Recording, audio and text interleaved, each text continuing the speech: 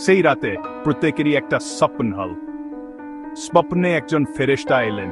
ফেরেশতা বললেন, ধর মালিক আসবে, তার কাছে অনুমতি নাও, সে তোমাদের সাথে খুশি মনে ভাগ করে নেবে।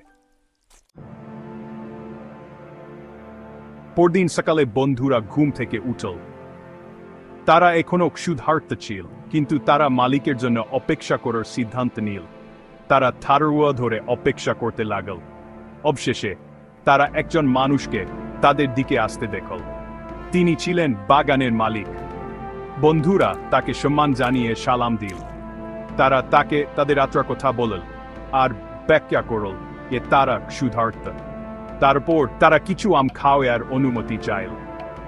মালিক ছিলেন একজন দয়ালু মানুষ। তিনি মুচকি হেসে বললেন, অবশ্যই তোমরা আম খেতে পার। তোমাদের মৎস্যের ভ্রমণকারীদের সাথে আমার আশীর্বাদ ভাগ করে নিতে পেরে আমি খুশি।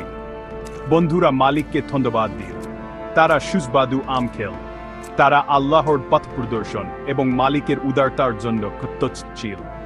তারা সেদিন স্ততা, ধৈর্য এবং অনুমতি চাওয়ার গুরুত্ব সম্পর্কে একটি মূল্যবান শিক্ষা পেল।